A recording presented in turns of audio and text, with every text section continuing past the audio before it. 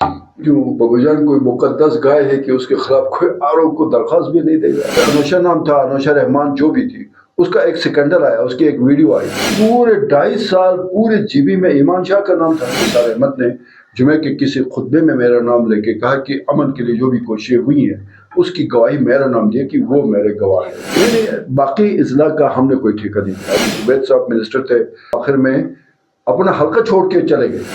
میر غضنفر کی فیملی ہے، کم و بیش 6 مرتبہ انہوں نے الیکشن جیتے. سرکاری اداروں میں حنزہ کے لوگوں کے ساتھ زیادتیاں ہوتی ہیں.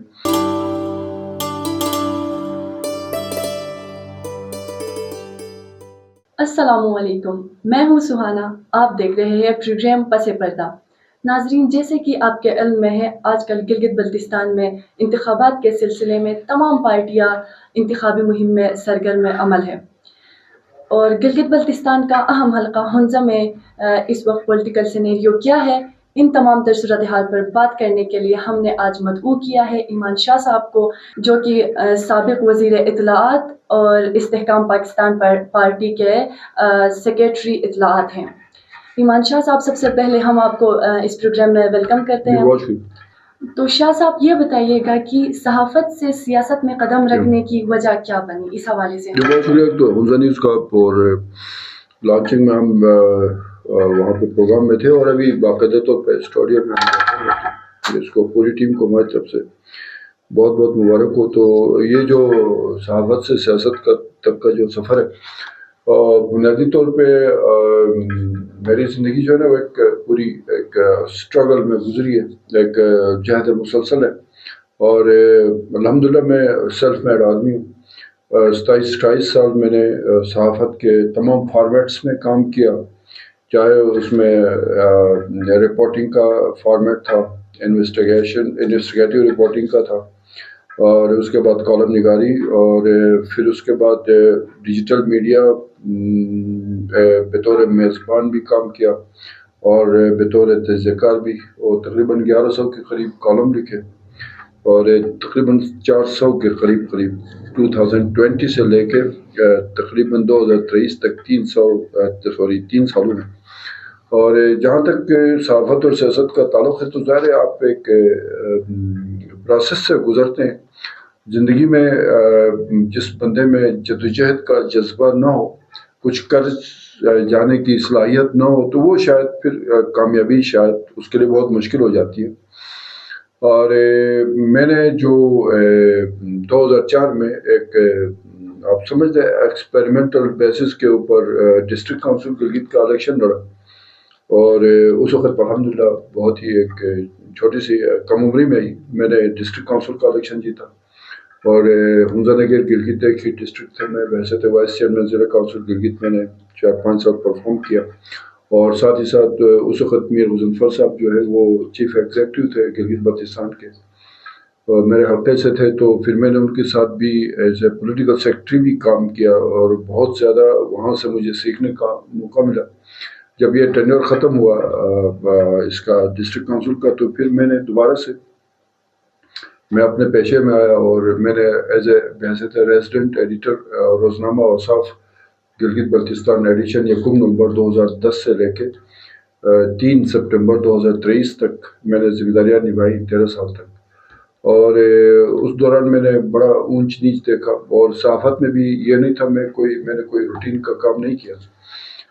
صحافت میں بھی ایک سٹرگل رہی، اور اسی صحافت میں 2 دفعہ میں نے جیل کاٹی. پہلی مرتبہ 1998 میں کنٹمپٹ آف کورٹ ہوا، پھر 2011 میں دوسری مرتبہ کنٹمپٹ آف کورٹ ہوا.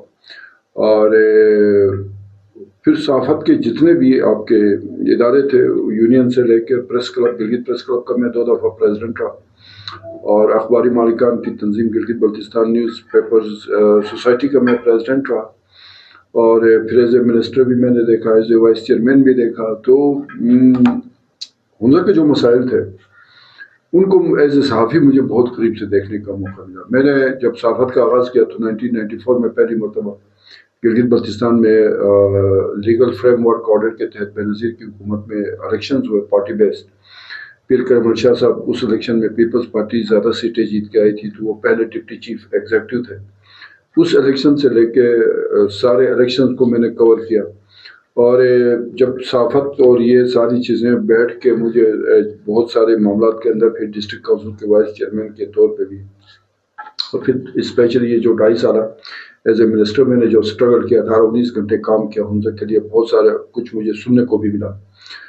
وہاں پہ جا کے مجھے سمجھ آ گئی کہ ایک ٹیکنوکریٹ کے طور پہ آپ آگے آتے ہیں اور ایک عوامی نمائندہ ہوتا ہے، اور جب ہم کسی فورم پہ کھڑے ہوتے ہیں تو وہاں پہ ٹیکنوکریٹ کی وہ پوزیشن نہیں رہتی ہے جو منتخب عوامی نمائندے کی ایک طاقت ہوتی ہے. ڈپینڈ کرتا ہے کہ وہ منتخب عوامی نمائندہ جو ہے اس عوامی طاقت کے ذریعے اپنے علاقے کے مسائل کے حل کے لیے کس طرح جو ہے وہ کس فورم پہ کس انداز میں بات کرتا ہے. تو وہ ان چیزوں کو مجھے جب سمجھ آ گئی تو پھر میں نے محسوس کیا کہ بجائے آپ کسی اور ذریعے سے آپ راستے کا انتخاب کریں، ڈائریکٹ عوام میں جائیں، عوامی طاقت سے آ جائیں، پھر وہ جو آپ کو 5 سال ملتے ہیں اس میں پھر آپ ایک پورا ایک ایجنڈا بنا کے شارٹ ٹرم، لانگ ٹرم اور میڈیم ٹرم ایک آپ اسٹریٹجی بنائیں اور اس کے تحت آپ آگے بڑھیں. تو یہ سارا ایک بالکل میں نے کوشش کی ہے کہ 3-4 منٹ میں اس کو کور کر سکوں کہ میں صحافت سے سیاست میں کیا ہوا ہے. تو وہ صحافت، سیاست اور وکالت کا جو ہے نا وہ ایک چولی دامن کا ساتھ ہے. ایک اچھا وکیل ایک اچھا سیاستدان بھی بن سکتا ہے. ایک اچھا صحافی اگر اس کے پاس ڈگری ہے تو جا کے ایک اچھے وکیل کے طور پہ اگر اس کے پاس لا کی ڈگری ہے تو پریزنٹ کر سکتا ہے. اور ویسے بھی سیاست میں کوئی ڈگری نہیں ہے تو ایک اچھا وکیل، اچھا سیاستدان، ایک اچھا صحافی بھی بن سکتا ہے. تو کوئی بعید نہیں ہے کہ ایک صحافی سیاستدان بن سکتا ہے تو ایک اچھا سیاستدان صحافی بھی بن سکتا ہے. اچھا، تو یہ بتائیے گا کہ بابا جان کی نااہلی کے حوالے سے آپ نے آر او کو درخواست دی، تو اس کی کیا وجہ بنی، کیا وجوہات تھی جس کے بنا پہ آپ نے یہ کیا؟ کیوں بابا جان کوئی مقدس گائے ہے کہ اس کے خلاف کوئی آر او کو درخواست بھی نہیں دے گا؟ کوئی ہستی ہے، کوئی بڑی شے ہے؟ ہم جیسا آدمی ہے پولیٹیکل پروسیس سے گزر رہا ہے، مطلب یہ میں تو اس کو پاگل ہی سمجھوں گا اس پولیٹیشین کو جو اپنے مد مقابل کی کسی کمزوری کو عوام کے سامنے نہ لائے.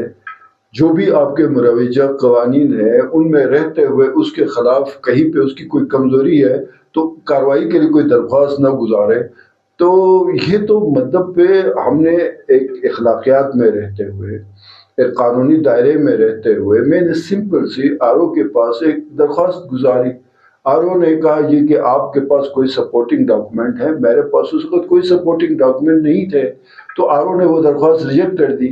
تو میری تو خواہش تھی کہ میں اس کیس کو پلیٹ کرتا، میرے پاس ڈاکومنٹس ہوتے، ہو سکتا ہے کوئی اور بھائی اس کے خلاف جو ہے وہ پیٹیشن لے کے پراپر ڈاکومنٹس کے ساتھ. سنا یہ ہے کہ اس نے جو الیکشن اپیلیٹ ٹریبونل میں اس کے خلاف باقاعدہ سماعت کے لیے ڈیٹ بھی طے ہو گئی ہے 6 مئی کی. تو یہ تو میرا حق ہے، کسی کا بھی حق ہے کہ آپ کو پتہ ہے یہ نہیں. میں آپ کو ایک ریکارڈ کی بات بتا دوں. 2012 میں کنٹمپٹ آف کورٹ میں پاکستان کے پرائم منسٹر یوسف رضا گیلانی کو 30 سیکنڈ کی کورٹ نے وہیں پہ سزا دی. باہر نکلے تو وہ پرائم منسٹر نہیں تھے، سزا یافتہ تھے. میں آپ سے گزارش کرتا ہوں کہ سیاست میں جمہوری رویوں کو سامنے رکھتے ہوئے کوئی بھی آپ ایکٹیویٹی کریں، اخلاقیات کے دائرے میں رہیں، قانون اور آئین کے دائرے میں رہیں. کسی بھی فورم پہ کسی بھی مخالف کینڈیڈیٹ کے خلاف آپ مناسب ثبوت کے ساتھ کہیں پہ جاتے ہیں تو اس سے کسی کو رونے پیٹنے کی میرے خیال میں کوئی ضرورت تو نہیں ہے. اس کو فیس کریں. اگر میں نے میری پیٹیشن تو خارج ہو گئی، اگلے کسی بندے نے اگر کوئی پیٹیشن دائر کی ہے، اگر اس کے پاس مناسب ثبوت ہے تو وہاں پہ اس کے خلاف کارروائی ہوگی. اگر نہیں ہے تو اس کے حق میں فیصلہ آئے گا. بات اتنی سی ہے. تو آپ کے اس درخواست کے بعد کافی لوگوں کا جو ہے اس پہ منفی رد عمل آیا، تو اس حوالے سے آپ کا کیا خیال ہے، آپ کیا کہیں گے؟ دیکھیں مطلب میں تو عادی ہوں نا، منفی، مثبت، اچھے برے، جنگ، امن، جھگڑے، فساد، پنگے، ایسے پولیٹیشین ہم نے تو اپنے ذہنی طور پہ ان چیزوں کے لیے تیار رہنا ہے. ہر بندہ ایز اے پروفیشنلی جب آپ پالیٹکس کر رہے ہیں تو آپ کے مخالفین، آپ اللہ کرے کل آپ کی بھی قسمت میں سیاست ہو، آپ اگر اشکومن یا چٹور خان کے پہاڑوں سے دودھ کی نہریں بہا کے لے کے آئیں گی نا تو آپ کے مخالفین کہیں گے یہ دودھ کی نہریں نہیں ہے، اس میں تو کچھ اور تیزاب مکس کیا ہوا ہے. تو یہ آپ بالکل بھی ذہن سے نکال دیں. اگر آپ میں آپ کو ایک مشورہ دوں, جی آپ صحافت میں آئی ہیں نا, جی آپ ذہن بنا لیں کہ جب آپ کل کوئی اچھی سٹوری کریں گے نا تو آپ کے خلاف بھی بہت ہی نیگیٹو چیزیں آئیں گی, پریشر آئے گا, مسائل ہوں گے. سیاستدان, صحافی اور وکیل کے لیے یہ بہت ضروری ہے کہ اس کے اعصاب مضبوط ہو, وہ اس کے پاس اچھی نالج ہو, اس کو جو ہے نا اچھے برے حالات کو فیس کرنے کا تجربہ ہو, اس کو جو ہے کوئی بری خبر اس کو سڈن محسوس ہی نہ ہو کہ یہ بری خبر ہے, یا کسی بھی اچھی خبر سے بھی اس کو کوئی پرابلم نہ ہو. یہ تو سیاستدان کا کمال ہوتا ہے. سیاستدان کے خلاف کوئی تقریر بھی نہ کرے, سیاستدان کے خلاف کوئی نیگیٹو کامنٹ بھی نہ کرے, سیاستدان کے خلاف کوئی کسی محفل کسی جلسے میں بات بھی نہ کرے, تو پھر وہ سیاستدان ہی نہیں ہے نا. میں تو پورے جی بی میں 2.5 سال میں میرے ساتھ 14 منسٹرز تھے. 14 منسٹرز کو مشکل سے کچھ لوگ جانتے تھے. میں کوئی منتخب آ کے اسمبلی کے ذریعے منسٹر بھی نہیں تھا. اس کے باوجود پورے 2.5 سال پورے جی بی میں ایمان شاہ کا نام تھا نا, یا نیگیٹو سینس میں تھا یا پازیٹیو میں تھا. تو میں تو آرام سے بیٹھ نہیں سکتا. باقی میں نے جو اگر بابا جان کے خلاف کوئی آر او کے پاس درخواست گزاری کی تو میں نے کوئی اتنا بڑا کوئی کسی کے ساتھ ظلم زیادتی نہیں کی ہے. یہی بابا جان تھا. جناب بابا جان میرا چھوٹا بھائی ہے, میں ان کو اچھا ایک پولیٹیکل ورکر سمجھتا ہوں. میں جب 2004 میں الیکشن جیتا, 5 سال تک یہ عدالتوں میں میرے پیچھے پڑا رہا. ڈسٹرکٹ کونسل کے ممبر کے طور پہ جب میرا 5 سال کا ٹینیور ختم ہو رہا تھا, آخری 4 مہینے باقی تھے, تو مجھے اس نے جو ہے نا عدالت کے ذریعے نائل کروایا. ٹھیک ہے, تو اس وقت تک کسی کی چیخیں نہیں نکلی, اس وقت میں نے کسی پہ تنقید نہیں کی. میں نے کہا اس کا حق بنتا تھا. آج اگر اس کے خلاف میں نے ایک چھوٹی درخواست گزاری ہے تو ایسا لگتا ہے کہ بابا جان کوئی مقدس گائے ہے, کوئی ہستی ہے, اس کے خلاف کوئی بات کرنے کوئی گناہ ہے. میں بیچ میں کٹ کر رہی ہوں, آپ بدلہ تو نہیں نکال رہے ہیں. میں دوبارہ سے آپ سے گزارش کروں, یہ بدلے نہیں ہوتے. یہ ایز اے پروفیشنل پولیٹیشین کے اگر میں یہ درخواست نہیں دیتا, میرے پاس تو نالج ہونی چاہیے نا کہ میرے مخالفین کی کیا کیا کمزوریاں ہیں. میرے پاس میں تو ابھی بابا جان کے خلاف تو میں نے چھوٹی سی درخواست گزاری. ابھی پیپلز پارٹی کے خلاف میرے پاس جو ایویڈنسز ہیں, تو آگے الیکشن میں اگر پیپلز پارٹی کے خلاف ایز اے امیدوار میں استحکام میں پاکستان پارٹی کے میں پیپلز پارٹی کی کمزوریوں کو سامنے نہیں لاتا ہوں, تو مجھ سے تو پھر نائب سیاستدان کوئی نہیں ہے. اسی طرح پی ایم ایل این کا کینڈیڈیٹ میرے خلاف جو بھی آئے گا, فی الحال تو ان کے آفس کے جھگڑے فساد چل رہے ہیں ٹکٹ کے اوپر. میں اگر پی ایم ایل این کے کینڈیڈیٹ جو میرا مخالف ہے ان کی کمزوریوں کو میں سامنے نہیں لاتا ہوں, تو پھر مجھ سے جو ہے وہ کم عقل اور لاپرواہ اور غفلت والا پولیٹیشین ہی کوئی نہیں. تو اس کو اگر آپ یہ سمجھتے ہیں کہ یہاں پہ کوئی بدلہ ہے, ہاں میں کوشش یہ ہوگی پورے حمزہ میں کہ ہم تہذیب کے دائرے میں رہتے ہوئے زبان, الفاظ, آپ کی تحریر, آپ کی تقریر سے کسی کی ذاتیات کے اوپر ہم نہیں جائیں گے. پروفیشنلی جس بندے سے غلطی ہوئی ہے, ٹیکنیکل جس بندے سے غلطیاں ہوں گی, اس کو ہم ہائی لائٹ کریں گے, اور یہ رکے گا نہیں. بابا جان ہو یا پی ایم ایل این کا کوئی بندہ ہو یا پیپلز پارٹی کا بندہ ہو یا پی ٹی آئی کے آزاد امیدوار جو بھی آ جائے, یہ کیمپین ہماری جاری رہے گی, انشاءاللہ اسی طرح چلے گا. آپ کے خیال میں اس وقت حمزہ کا سب سے بڑا مسئلہ کیا ہے, اور اس کے حل کے لیے آپ کے پاس کیا حکمت عملی ہے, اس حوالے سے بتائیے گا پلیز. حمزہ کا سب سے بڑا مسئلہ جو نائل سیاستدان جو 1976 سے لے کے 2000 آج کی ڈیٹ تک جو ہے نا وہاں پہ حکومت کرتے رہے, اس میں 3 مرتبہ پیپلز پارٹی نے حکومت کی, 2 مرتبہ وزیر بیگ جیتے پیپلز پارٹی کے ٹکٹ پہ, 1 دفعہ نذیر صابر صاحب جیتے. پی ٹی آئی نے 1 مرتبہ حکومت کی, 2020 سے 2025 تک پی ٹی آئی کی حکومت تھی. عبید صاحب منسٹر تھے. اتنے زبردست قسم کا انتخاب کیا تھا ہمارے پی ٹی آئی نے کہ وہ آخر میں اپنا حلقہ چھوڑ کے چلے گئے. ٹھیک ہے, اس سے پہلے میر غضنفر کی فیملی ہے, کم و بیش 6 مرتبہ انہوں نے الیکشن جیتے, حکومت کی ہے. آج اگر حمزہ میں پانی بھی نہیں ہے, بجلی بھی نہیں ہے, انٹرنیٹ بھی نہیں ہے, وہاں میرٹ بھی نہیں ہے, وہاں جو ہے وہ سرکاری جو بھی حکام آتے ہیں وہ آ کے زیادتیاں کرتے ہیں.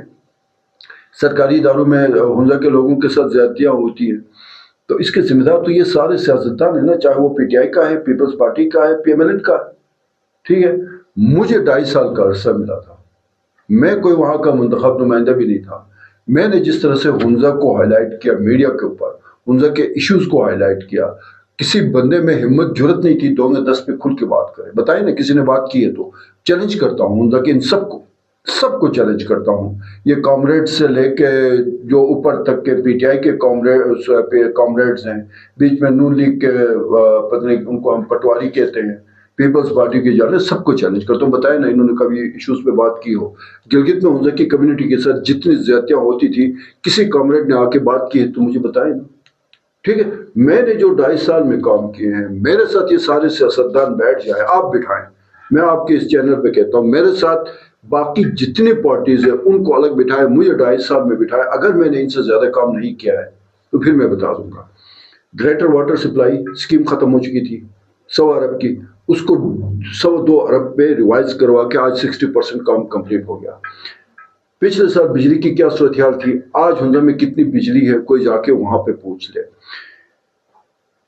یہ جو 0 پوائنٹ سے لے کے فورٹ چوک تک قریب آباد جو ہنزا کا کیپٹل بھی ہے، پورے پاکستان کا فیس ہے، اس سڑک کی جو حالت تھی 4 سال تک، اس کو 8 کروڑ سے اٹھا کے 35 کروڑ تک اگر میں نے ریوائز نہیں کروایا ہے تو پھر کوئی آ کے چیلنج کرے میں نے یہ کام نہیں کیا ہے.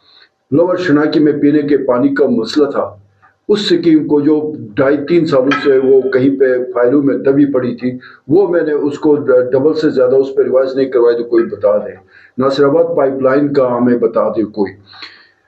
میں ایک چیز آپ کو ریکارڈ پہ بتا دیتا ہوں، گلگت میں یہ ریکارڈ پہ ہے، ٹیکنیکلی 30 بیڈڈ ہاسپٹل جو ہے وہ ڈی ڈی او شپ ہوتی ہے، ایم ایس بیٹھتا ہے.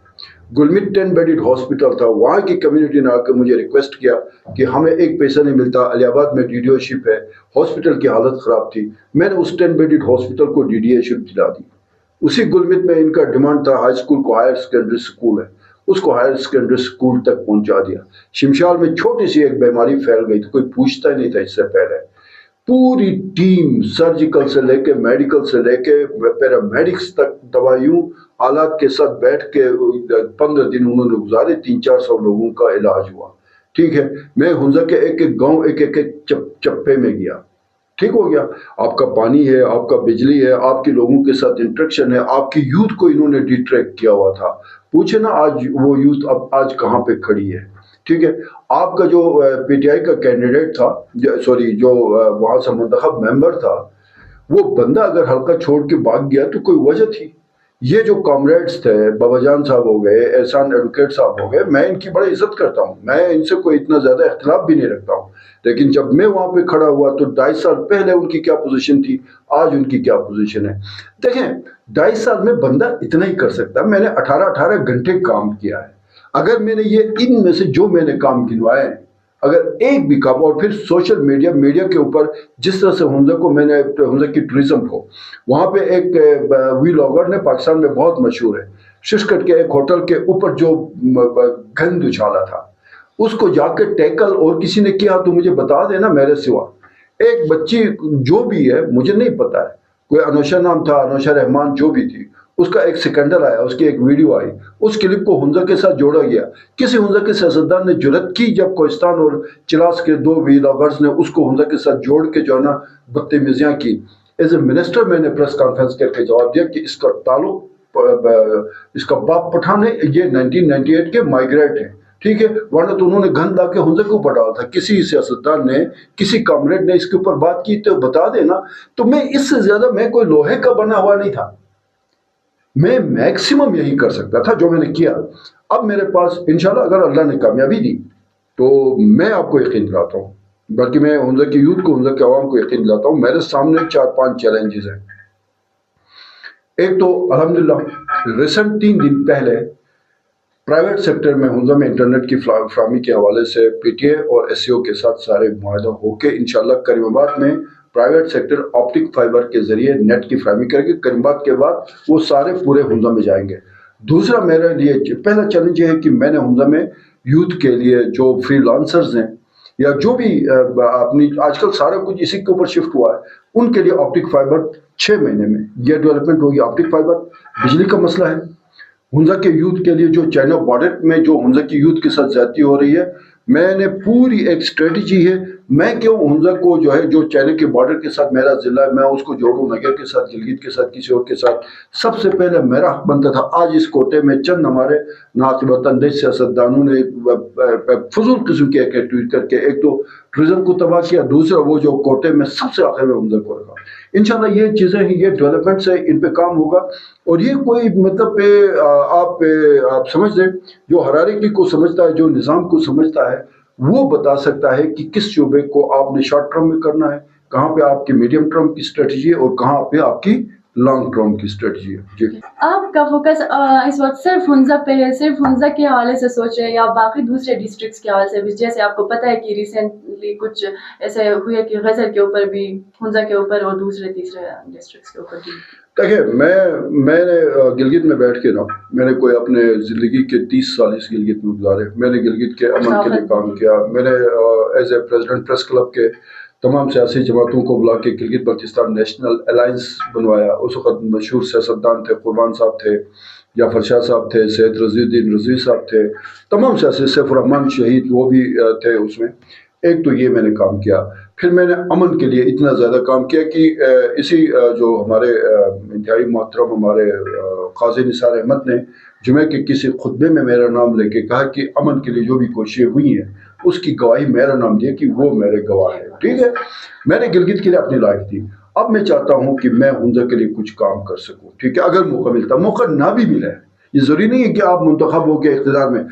اصل میں جو مسئلہ ہے نا ہمارا یہی ہوا ہے کہ آپ اقتدار میں ہوتے ہیں, آپ کا چہرہ کچھ اور ہوتا ہے. میں جب اقتدار میں تھا سب کو پتہ ہے کہ میں تھڑے سے لے کے عام آدمی سے لے کے 24 گھنٹے میرا فون آن رہتا تھا. 24 گھنٹے میرے گھر کے دروازے کھلے رہتے تھے. 24 گھنٹوں میں سے 16 گھنٹے میں لوگوں کے پاس ہوتا تھا. صبح نکلتا تھا, رات میرے گھر واپسی ہوتی تھی. ٹھیک ہے, تو میں نے باقی اضلاع کا ہم نے کوئی ٹھیکہ نہیں دیا. وہاں پہ ماشاءاللہ ضلع خضر سے 3 منتخب نمائندے, دیامر سے 4 منتخب نمائندے ہیں, بلتستان سے 9 منتخب نمائندے ہیں, نگر سے 2 منتخب نمائندے ہیں, استور سے 2 منتخب نمائندے ہیں. وہ جانے, ان کے اضلاع جانے, میرا تمام تر فوکس, میرے تمام تر توانائیاں, میری تمام تر صلاحیتیں اگلے 5 سال اگر موقع ملا, نہ بھی ملا تب بھی جو میں کر سکتا ہوں وہ میں حمزہ کے لیے کروں گا, کیونکہ میں مقروض ہوں حمزہ کے عوام کا.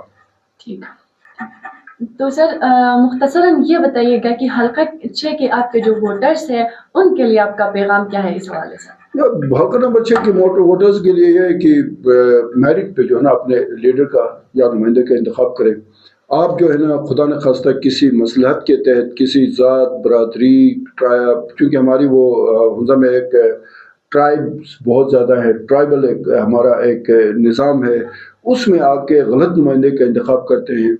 وہ جو 5 سال ہوتے ہیں پھر آپ روتے پیٹتے پھرتے. میں ان سے گزارش کروں گا, یہ جو آپ کے پاس ٹائم ہے نا ووٹر کے پاس, میں ان کو میں خصوصی طور پہ یہ پیغام دوں کہ یہ جو سٹیمپ اور بیلٹ پیپر پہ مہر لگانے تک کا جو 10 سیکنڈ ہے وہ آپ کے پاس ہوتا ہے.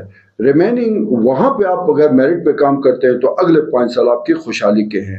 اگر وہاں پہ اس 10 سیکنڈ میں آپ کا فیصلہ غلط ہوتا ہے, 10 سیکنڈ آپ کے ہیں, اگلے 5 سال اس نمائندے کے ہیں, پھر گلے شکوے کرتے روتے پیٹتے نہ پھریں.